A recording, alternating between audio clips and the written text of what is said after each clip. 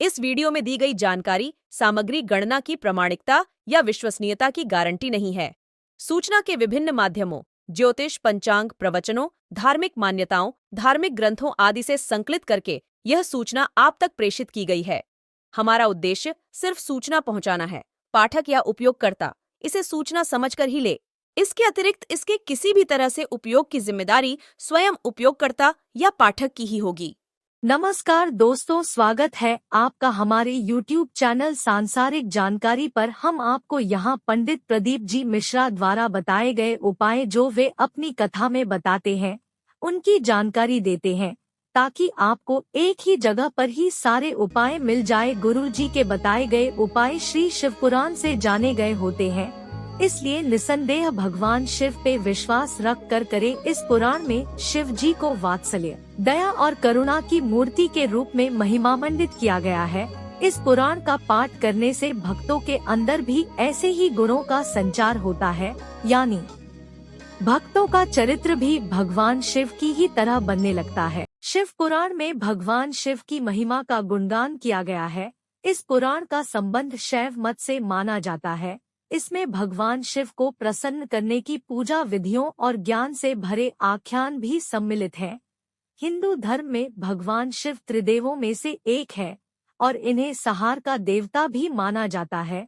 भगवान शिव को महेश, महाकाल, नीलकंठ, रुद्र आदि नामों से भी पुकारा जाता है। ऐसा भी माना जाता है कि भगवान शिव महान योगी थे और इसीलिए उन्हें आदियोगी की संज्ञा भी दी जाती है। हिंदू शास्त्रों में भगवान शिव को एक ऐसे देवता के रूप में वर्णित किया गया है जो बहुत दयालु और भोले हैं और भक्तों की एक सच्ची पुकार पर प्रसन्न हो जाते हैं। हालांकि जब भगवान शिव क्रोध में आते हैं तो सारी सृष्टि कांपने लगती है। पूरे भारतवर्ष के साथ पूरी दुनिया में भगवान शिव के जितने भक्त हैं, वो भगवान शिव से सुख और शांति की कामना करते हैं। भगवान शिव के भक्तों के लिए शिव पुराण का बड़ा महत्व है। इस पुराण में शिव भगवान की महिमा की गई है।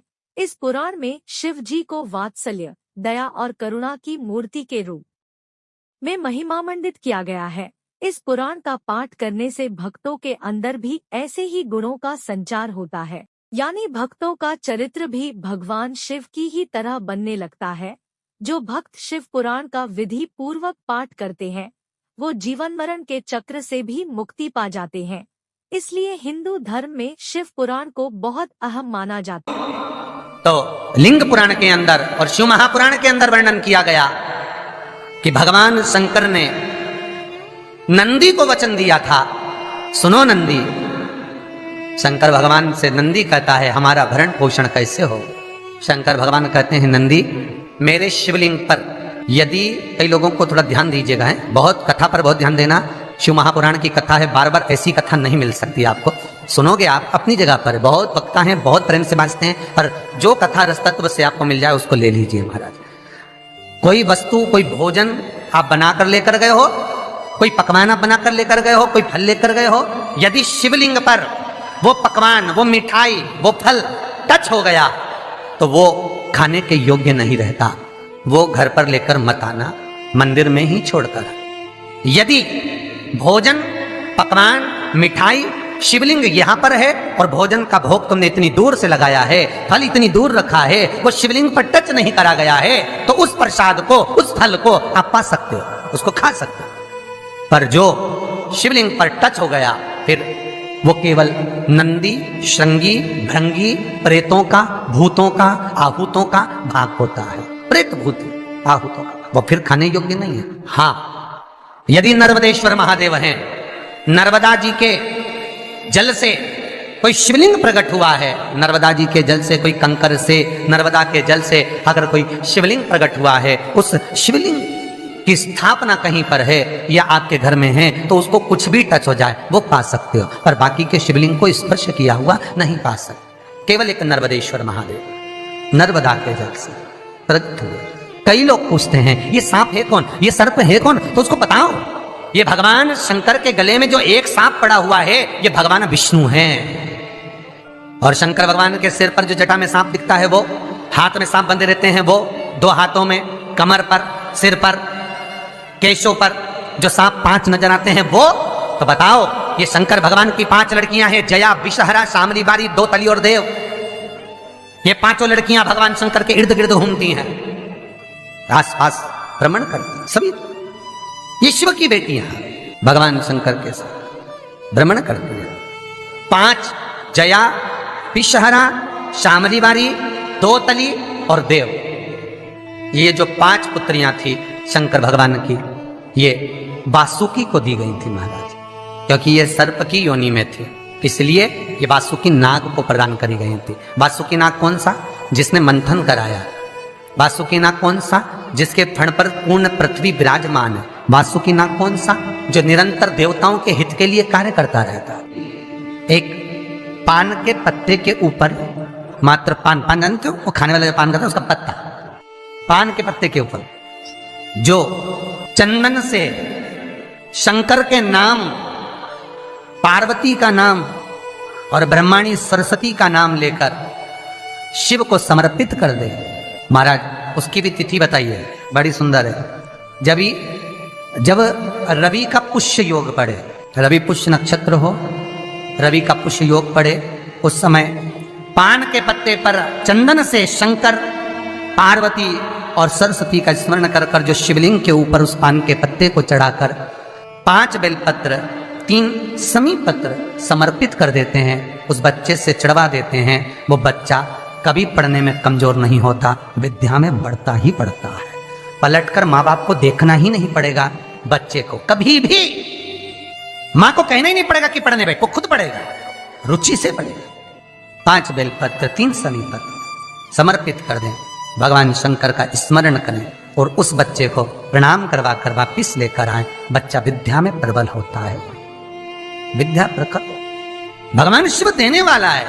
सरस्वती को सर्वोदय। शिव महापुराण की कथा, लिंग पुराण की कथा, विष्णु पुराण की कथा, पद्म पुराण की कथा कहती है कि किसी वृक्ष के नीचे, जिन वृक्षों का गुणगान हमारे शास्त्र करते हैं, जिन वृक्षों का गुणगान हमारी पुराणे करती हैं, उन वृक्ष के नीचे अगर एक मंत्र का मनका भी फेरा जाए तो उसका पुण्य 1000 गुना प्राप्त हो जाता है, आप रूप प्राप्त होता है अपने आप जिस पुण्य को करना चाह रहे। मेरा बहुत निवेदन है महाराज, बहुत प्रयास करा करो, प्रयास करना।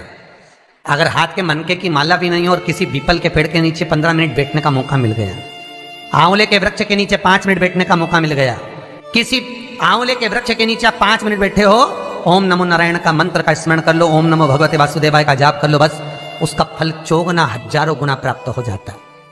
शमी के पेड़ के नीचे बैठे हो, श्री शिवाय नमस्तुभ्यम का जाप करिए, 54 गुना फल मिलेगा, 1000 गुना फल। बेलपत्री के पेड़ के नीचे गए हो, ओम नमः शिवाय ओम का जाप करिए, फल मिलेगा। उस फल को हमें पाना है। कई लोग कहते हैं महाराज हम पूजन बहुत करते हैं, हम पाठ करते हैं, हम अर्चना करते हैं, हम व्रत रखते हैं, हम उपासना करते हैं, हम दान करते हैं, हम पुण्य करते हैं, हम सत्कर्म करते हैं, उसके बाद भी दुख क्यों है? हम पूजन तो कर रहे हैं। आपके पेट में दर्द हुआ, मान लो आपके सिर में दर्द हुआ, अब सिर में दर्द हुआ तो आपने गोली तो खाई, एनासिन भी खाई, क्रोसिन भी खाई, डिस्परिन भी खाई, कॉम्बिफ्लेम भी खाई, ना जाने कहां की गोलियां खा गए, सिर में दर्द था और 4-5 तरह की गोली खा गए। तुमने जब तो गोली खा ली और गोली खाने के बाद तुम्हें थोड़ा सा असर भी हो गया, पर इतनी गोलियां जो खाई है तो बाद में रिएक्शन तो करेगी, कुछ तकलीफ तो देगी, कुछ गर्मी तो करेगी, बीपी शुगर ऊंचा नीचा कर सकती है, नहीं पाई। उसी तरह मंत्र, माला, पाठ, जप, अनुष्ठान फल कब देते हैं और फल कब नहीं देते, ये शिव महापुराण की उमा संहिता कह रही है। शिव महापुराण का उमा खंड, पार्वती खंड को अच्छे से पढ़िए तो उसमें बताया है, उसमें वर्णन किया है। हम पाठ करने बैठे, इतनी बड़ी पोथी लेके लोग बैठ जाते हैं, पहले राम रक्षा स्तोत्र पढ़ लिए, फिर ये पढ़ लिए, गीता जी का अध्याय पढ़ लिया, ये पढ़ लिया, ये 40, दुर्गा 40, शिव 40, तांडव, ये वो, ये मंत्र जप लो, वो मंत्र जप लो, फिर कोई महाराज बता गया, वो मंत्र जप लो, फिर कोई महाराज बता गया, वो मंत्र जप लो, ये वाला देवता ला के अलमारी में रख लो। इतनी बड़ी पूजन की अलमारी, बस इतनी बड़ी, ज्यादा से ज्यादा होगी तो इतना बड़ा पूजन का घर, कमरा, उसमें इतना सारा देवता। रामेश्वर गई तो उनको ले आई, जगन्नाथ जी गई तो उनको ले आई, द्वारका गई तो उनको ले आई, वृंदावन गई तो उनको ले आई, महाकालेश्वर गई तो उनको ले आई, सारा देवी देवता वहीं बैठा, पितृदेव, ये देव, कुल देवी, शंख देव, घंटी देव, दिया देव, सब उसी में, गणेश जी, शंकर जी, हनुमान जी, राम जी, सब भरा बड़ा। और पूजन करने सुबह से आई, सुबह से इतनी सी शक्कर लाई कटोरी में, इतनी सी शक्कर कटोरी में, भगवान को नहला धुला के कटोरी धर दी। इतनी बड़ी अलमारी में सारा देवता ऐसा कसा कसा या बैठा है, सारा देवता। तीर्थ करने फिर गई तो गणेश जी शंकर भगवान से बोले पिताजी फिर जा रही है। शंकर भगवान बोले बेटा खसक के बैठो, फिर पकड़ के लाएगी किसी को, खसक के बैठ, फिर लाएगी किसी, फिर ले आई, फिर रख दिया। पूजन करने आई, कलश रख दिया, मंदिर में ही ढुल गया, भगवान पूरा गीला हो गया। गणेश जी शंकर जी से बोले पिताजी पूरा गीला करके चली गई। शंकर भगवान बोले बेटा तो कल ही आएगी, दिया लगा के गई तो गीले में बैठो, अब नहीं आने वाली। और ध्यान देना साहब, इस कथा को आपके ऊपर लेकर समझाया जा रहा है, क्योंकि शिव महापुराण की कथा कहती है कि आप जो मंत्र जप रहे हो, आप जो माला जप रहे हो, आप जो साधना कर रहे हो, आप जो पाठ कर रहे हो, वो आप पर असर कर रहा है कि नहीं कर रहा है, वो आपको समझना है। राम रक्षा स्तोत्र का पाठ करो तो पहले हनुमान चालीसा पढ़ो, फिर राम रक्षा स्तोत्र करो। शिव चालीसा, दुर्गा चालीसा, गणेश चालीसा, हनुमान चालीसा, गायत्री चालीसा, इन 4-5 चालीसा को एक साथ कभी नहीं पढ़ना। एक चालीसा यदि आपने पढ़ ली है शुरू में, तो पाठ पूरा होने के बाद जब उठने की तैयारी हो तब दूसरी चालीसा पढ़ दो, बाकी की चालीसा भले आप बाद में पढ़ दो। पर एक साथ 4 चालीसा का पाठ नहीं होना चाहिए। पाठ करने बैठे हो, किसी एक मंत्र की माला जप रहे हो, ओम नमः भगवते वासुदेवाय जपा, या शंकर जी का मंत्र जपा, या गुरु का मंत्र जपा, या ये मंत्र जपा, या वो मंत्र जपा, उस मंत्र को जपने में बीच में कुछ गैप होना चाहिए। एक साथ रट्टा मार पे ओम नमः भगवते, ओम नमः भगवते, श्रीमनारायण श्रीमनारायण, ओम नमः शिवाय, ओम नमः शिवाय, फिर ये जप लो वो। तो दोस्तों, यहाँ पे हमारी वीडियो समाप्त हुई। उम्मीद करती हूँ हमारी ये जानकारी आपको जरूर पसंद आई होगी। हमारी वीडियो को लाइक जरूर करें और हमारे चैनल को सब्सक्राइब और शेयर करना ना भूले। जय श्री राम,